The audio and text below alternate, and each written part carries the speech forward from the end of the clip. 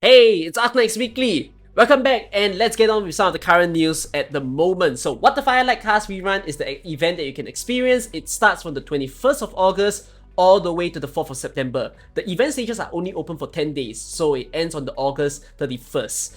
The welfare unit that you can get is Puzzle and Agent. If you don't have any agents in the game, pretty okay to start out with Puzzle first. Don't have to super build him though, because there's better options like Cantabile and Innes that you can look forward to, but okay if you want to have fun with him.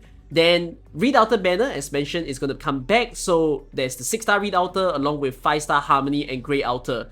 Pretty good banner to pull. We all know that Reed Outer is a very strong 6-star. For your note, I am going to have an operator showcase on this channel featuring Reed Outer. Yes, your 6-star showcases is going to come back for you guys to watch. I know you guys love the 6 stars more, so I will give it to you very soon. So if you want to pull for this banner, I think it's fine, although more of you are looking forward to the upcoming Mega R6S season, the Ella banner and the Ash banner that you have been saving your pulls for. So ignoring this is also okay, as long as hopefully we have Reed Outer appearing as your off banner soon enough. Then you have Puzzle skin that you can buy during this time, as well as some of the skin reruns, Golden Glow, Erato, and Grey Outer. Of course, there's a furniture rerun also for any of you interested in that. Now, coming back in-game, in the store itself, the packs that you can purchase, you only have a week left to get all the half anniversary stuff. So if you've been thinking of buying them, go ahead and purchase them now. This is your last reminder to think about purchasing them. And then for the outfit store also, 2 of the skins over here comes from Trials for Navigator, I believe. So they only have 2 days left to buy. And then the rest, you have 1 week to consider. It's all the big skin reruns as well as the new skins that you can see from the event. As mentioned in the previous video, don't worry if you can't buy the skins now, because most of the time the skins rerun every 3 months, 6 months, or 1 year in the game. So you'll be okay to seeing them come back.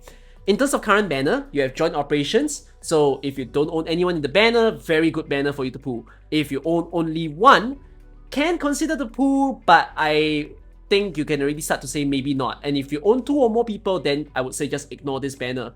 Joint operations have always been very good, because the only units that you can obtain are the 6 stars and the 5 stars. No other 6 stars and 5 stars can appear in your pools. So every single season, it happens every 3 months, they will refresh the 6 stars and 5 stars. So if you're not interested in this one, you can look forward to the next one and hope that it will be a good one.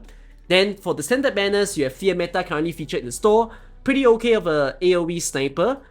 Go ahead and use your yellow certs if you want to purchase her. Then you also have Winfleet in the store, which I don't suggest for you to pull. Maybe one day I'll give you a showcase to explain why. And then you have Vostima.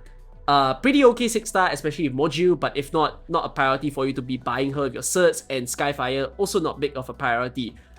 Standard banners, I don't suggest for you to pull unless you really want to try your luck on it. Then, question of the week. What's your hot take regarding Arknights not having 50-50 system in our gacha? I assume this question is referring to the system that you see in Genshin and Honkai Star Rail, where if you lose the banner once, like you don't get the on-banner highest rarity, then the next time that you get them, you are guaranteed to get the unit. So my answer to this is that the pools that you get in Arknights, the free pools especially, the game gives you tons of them. And then if you are someone who spends in the game, if you speak to a whale or a Leviathan within Arknights, they will always tell you that the purchases that you make in Arknights is so much cheaper than any of the Hoyoverse games. A lot of people discredit AK by saying that, hey, they don't have the 50-50 system. And yes, some people get the worst case scenario where they take hundreds of pools. Like for example, limited banner, they need 300 pools, or even in the regular banners, they take like 150 to 200 pools to get the 6 stars that are featured, basically going mega hard pity. The thing is, those worst case scenarios don't always happen, and for a lot of people, they tend to be able to win it within either the first featured 6-star or the second featured 6-star. The suckish thing is that once in a while, you'll get a very bad luck where you maybe obtain 3 to 4 6 stars and none of them are the on-banner ones. However, if you were to supplement them with money in a sense, you will never be able to spend an exorbitant amount, at least to the extent of Hoyoverse. Sometimes I would even say it's half or even a quarter of what you might do within those games. So to me, with how generous AK is, I don't think we need a 50-50 system. If such a system was implemented into AK, you might as well say that we won't get any revenue. The thing is, Arknights is already one of the biggest free-to-play player base that you can see in any of the other games. Whenever Hoyoverse players were to look into AK and they say that AK doesn't have good gacha systems and whatnot, I think they just didn't do the calculations or they didn't bother to look into it enough to realize you don't need the on-banner units. That's what a lot of people play gachas for, but AK is really a tradition where whatever 6 stars and 5 stars that you obtain, all of them are pretty much playable, even the worst ones, as long as you learn how to use them. So that is kind of my answer. Is it a hot take? I don't know. Let me know what you think also within the comments. It's interesting if all of you have an opinion towards this. And also, most liked comment of this week will be the question that I answer next week. So let's hit back into this. In terms of future events, you already know this, but this is a giant reminder. So currently we're on the rerun, so what the Firelight cast, and then the important dates for you to note. Go and save it in your calendar. There's 5th September and 19th September. So 5th September is when you're going to see the Ella event, and then 19th September is a rerun of the R6S, which is the one that features Ash Banner. 120 pulls will guarantee you a copy of the 6 star. It doesn't mean you need 120 pulls, it just means they will give you a free copy straight away.